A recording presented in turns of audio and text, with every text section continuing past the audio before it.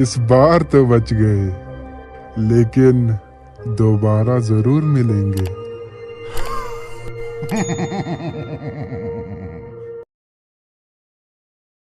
रवि आज ऑफिस में काम करते करते बहुत ज्यादा थक चुका था।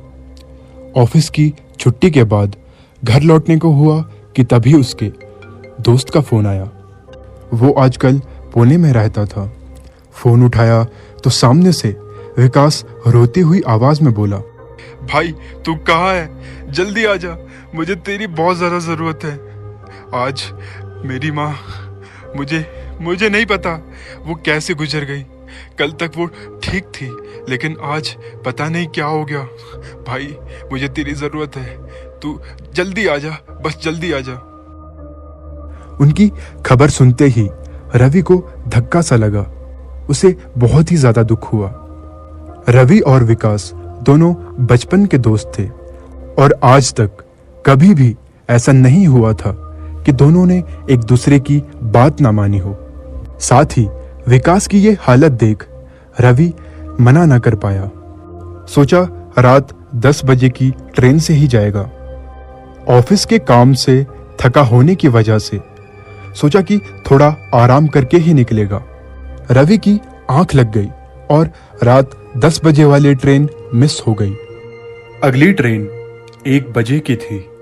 सोचा कि अगले 3 घंटे इंतजार कर लेगा और स्टेशन पर बैठे बैठे अगली ट्रेन का इंतजार करने लगा और पुरानी बातों को याद करने लगा। कैसे दोनों की दोस्ती इतनी गहरी थी। दोनों की दोस्ती की मिसाल पूरे गांव में दी जाती थी। वो शरारतें, वो मस्तियां, सभी यादें उसे याद आने लगी। कैसे दोनों 24 घंटे साथ रहते थे, जो भी करते साथ करते। और कैसे अब 5 साल बीत चुके हैं एक दूसरे के बिना।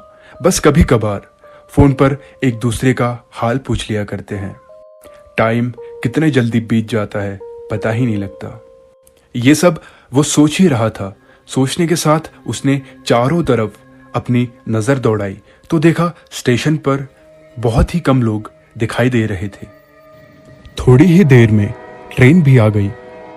रवि ट्रेन पर चढ़ा और अपनी सीट पर जाने को हुआ तो उसने देखा ट्रेन में बहुत ही ज्यादा भीड़ थी। रवि अपने सीट पर जाकर बैठ गया और उसका सफर शुरू हो गया। दिन भर की थकावट के बाद बाहर से आती ठंडी ठंडी हवाओं में उसे सुकून मिल रहा था। कानों में हेडफोन लगाकर गाने सुनने लगा। धीमे म्यूजिक और ठंडी ठंडी हवाओं में यह सफर बहुत ही अच्छा कट रहा था और पता ही नहीं चला कब रवि की आंख लग गई। जब आंख खुली तो खुद को जमीन पर गिरा हुआ पाया। पूरा शरीर भीगा हुआ था, जैसे मानो वो तेज बारिश में भीगा हो और गला तो दहशत से सूख चुका था। बेटा तुम्हें कहाँ जाना है? यह आवाज पीछे से आ रही थी। रवि एक झटके से पीछे मुड़ा तो देखा सामने एक बूढ़ी औरत उससे यह सवाल पूछ रही थी। रवि उसके चेहरे को बारीकी से देख रहा था और पहचानने की कोशिश कर रहा था कि आखिर वो कौन है। रवि ने अपनी नजर चारों तरफ दौड़ाई तो देखा आसपास कोई नहीं था। इतने में उसने दोबारा पूछा, बेटा मैं तुमसे पूछ रही हूं। रवि ने उस औरत से कहा कि मुझे पुणे जाना है। तो यहाँ क्या कर रहे हो बेटा, आओ मेरे साथ। ये कहते हुए वो औरत जाने लगी। रवि को कुछ समझ नहीं आ रहा था कि आखिर वो यहाँ कैसे पहुंचा।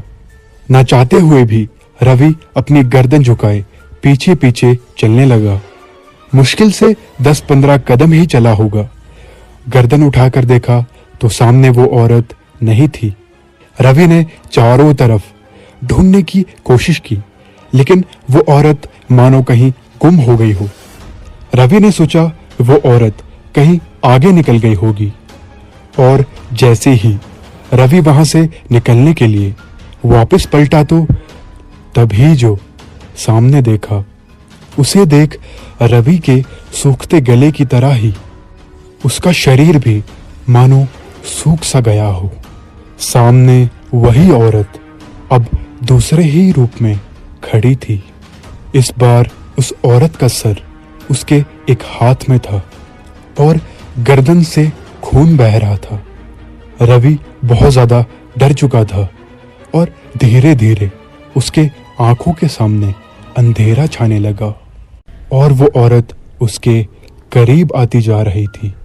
रवि वहां से भागना तो चाहता था, लेकिन चाहते हुए भी रवि भाग नहीं पा रहा था, जैसे मानो उसका शरीर ही उसका साथ ना दे रहा हो।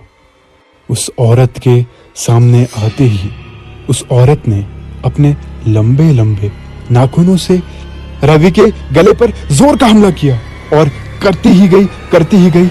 उसी बीच रवि डरते हुए अपने नींद से जागा। रवि का शरीर पूरा पसीने से भीगा हुआ था। उसने टाइम देखा तो 3 बज रहे थे। उसके चारों तरफ सभी लोग सोए हुए थे, लेकिन एक बात हैरान कर देने वाली थी। जब वो ट्रेन पर चढ़ा था तो बहुत ज्यादा भीड़ थी, लेकिन इस वक्त थोड़े ही लोग ट्रेन पर दिखाई दे रहे थे। उसने बाथरूम जाकर पानी के छींटे अपने चेहरे पर मारे और वापस अपनी सीट पर जाकर बैठ गया। पानी पीकर खुद को शांत करने लगा। सवेरा होने में अभी टाइम था। लोग सोए हुए नजर आ रहे थे। रवि ने भी दोबारा सोने की कोशिश की, लेकिन बार बार वही डरावना सपना रवि के आंखों के सामने आ रहा था। तभी एक अंकल गुस्सा करते हुए बोला, अबे ओए, पहली बार ट्रेन में सफर कर रहे हो क्या? काहे नींद खराब कर रहे हो? रवि ने शर्मिंदगी महसूस करते हुए कहा, मुझे नींद नहीं आ रही है अंकल, आप सो जाइए। कुछ आगे कह पाता तभी वही अंकल बोला, तुझे नींद नहीं आ रही है ना? तुझे अच्छे से सुलाता हूं। इस बार अंकल की आवाज बदल चुकी थी। रवि को कुछ भी समझ नहीं आ रहा था कि आखिर उसके साथ ये क्या हो रहा है। क्या वो अभी भी कोई सपने में है? वो अंकल अपनी वही डरावनी हंसी हंसते हुए रवि की ओर बढ़ने लगा। रवि बहुत ज्यादा डर चुका था। वो सोच ही रहा था आगे क्या किया जाए। तभी वहां टिकट कहते हुए टिकट वाला आया। रवि ने अपना टिकट दिखाते हुए कहा, ये अंकल मुझे परेशान कर रहे हैं। ये कहने के साथ ही रवि को पीछे की ओर से किसी की हंसने की आवाज आई। रवि एक झटके से पलटा तो वहां अंधेरा होने की वजह से कुछ भी दिखाई नहीं दे रहा था। रवि वापस टीटी की तरफ पलटा तो देखा वहां एक हड्डियों का कंकाल था, जिसके हाथों में रवि का टिकट था। रवि डर और दहशत में एक ही जगह पर खड़ा बस उस मंजर को देख रहा था और देखते ही देखते उसकी आंखों के सामने कुछ और लोग भी वहां इकट्ठे होने लगे, जिसमें कुछ बूढ़े, कुछ जवान, कुछ औरतें, यहाँ तक कि बच्चे भी दिखाई दे रहे थे। सभी की आंखें लाल और बाहर की ओर लटकी हुई दिखाई दे रही थी। सभी डरावनी हंसी के साथ रवि को चारों ओर से घेरते हुए नजदीक आने लगे।